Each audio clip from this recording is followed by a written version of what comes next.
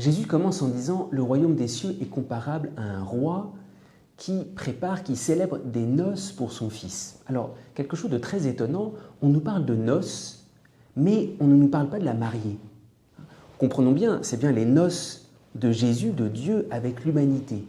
Mais on s'attendrait à ce que cette parabole nous parle de la mariée. Est-ce que l'humanité va accepter?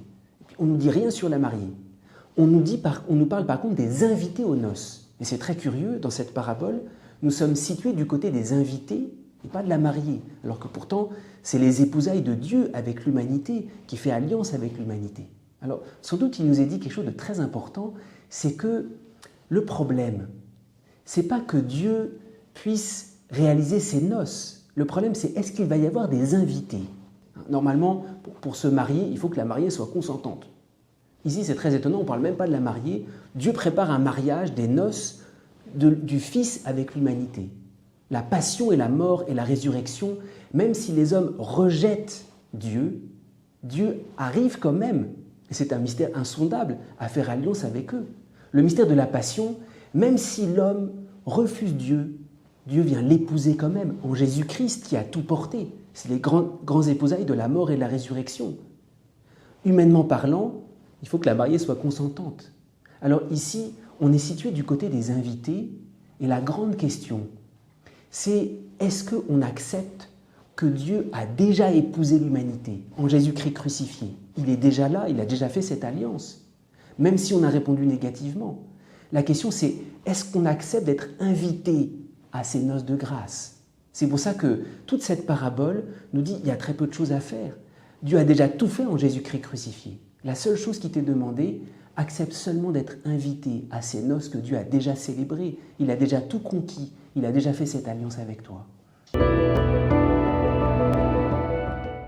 Cet évangile pose une question, comment ça se fait qu'on est capable de refuser un si bon repas? Qui refuserait un si bon repas qui est copieux, qui est gratuit, qui est somptueux, hein? Le repas des noces est prêt. Et pourtant, ils ne veulent pas venir. Et l'évangile nous dit, parce que l'un va à son champ, l'autre va à son commerce. Et il nous est dit quelque chose d'une épreuve, hein, ou du moins d'un refus qui peut vite arriver, c'est le refus d'un cadeau de Dieu, le refus de la grâce, le refus de la gratuité de l'amour de Dieu. C'est très étonnant à dire. Nous, on pourrait penser la grande épreuve de la vie chrétienne, c'est de se purifier du péché. Et c'est vrai, c'est une grande épreuve.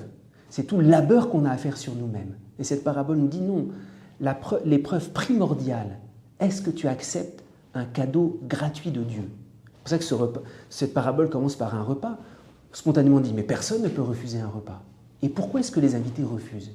Parce qu'ils préfèrent être à leur travail, à leur commerce, à leur champ. Parce que le travail, on se retrouve dedans. C'est quelque chose qu'on maîtrise, c'est quelque chose qu'on connaît, c'est quelque chose qu'on gère. Par contre, un cadeau de Dieu, ce n'est pas quelque chose qui vient de nous. Ce n'est pas quelque chose qu'on maîtrise ou qu'on connaît parfaitement. Et on a du mal à entrer dans un cadeau dont nous-mêmes, nous ne sommes pas à l'origine, et surtout que nous ne gérons pas nous-mêmes. C'est pour ça qu'il y a un refus, c'est le refus de la grâce. Je préfère rester à ce que je maîtrise, à ce que je connais. Et c'est pour ça que la grande épreuve qui nous est montrée dans cet évangile, c'est d'accepter de sortir de notre horizon. Tout cet évangile, c'est l'épreuve des cadeaux de Dieu. Oui, le cadeau, la grâce même de Dieu nous éprouve, plus que la sortie du péché. Et c'est ça en fait la sortie du péché, c'est d'accepter de sortir de notre petite vision.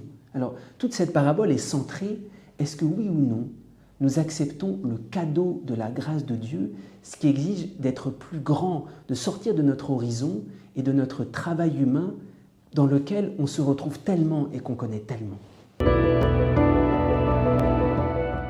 Non seulement le maître accepte des inconnus, mais il veut tellement que sa salle soit remplie de convives qu'il va chercher n'importe qui.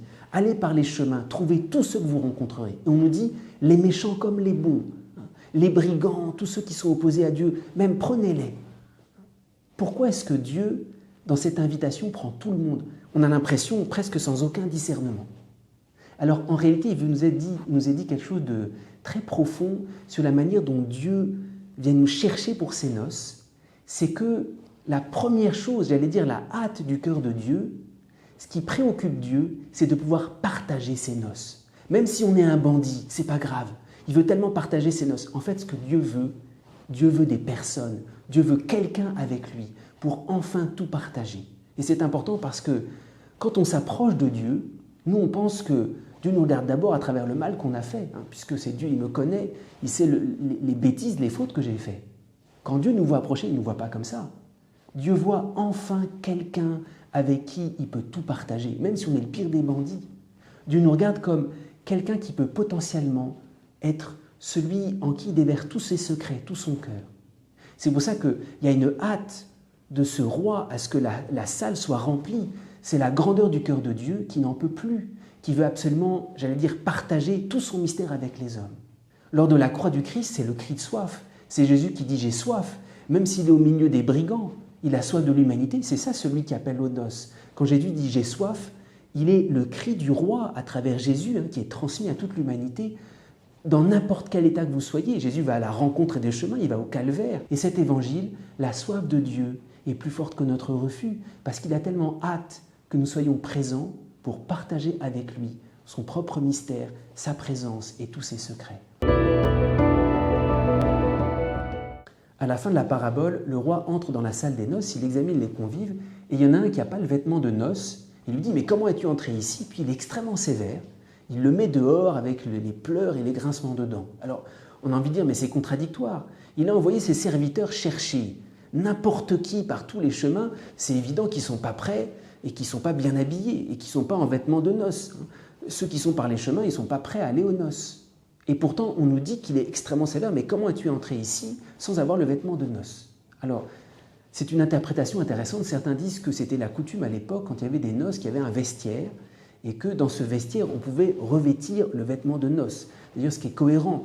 Sinon, le maître ne pourrait pas faire ce reproche, puisqu'il a été chercher partout ces gens qui vont par les chemins et qui ne sont pas bien habillés. Donc, ce qu'il reproche, c'est de ne pas être passé par le vestiaire, de ne pas s'être laissé revêtir de l'habit de noces. C'est un peu comme si, dans la parabole de l'enfant prodigue, apportez-lui les beaux vêtements, comme si l'enfant prodigue voulait rester en haillons et qu'il refusait l'habit de noces. Cet homme a refusé l'habit de noces.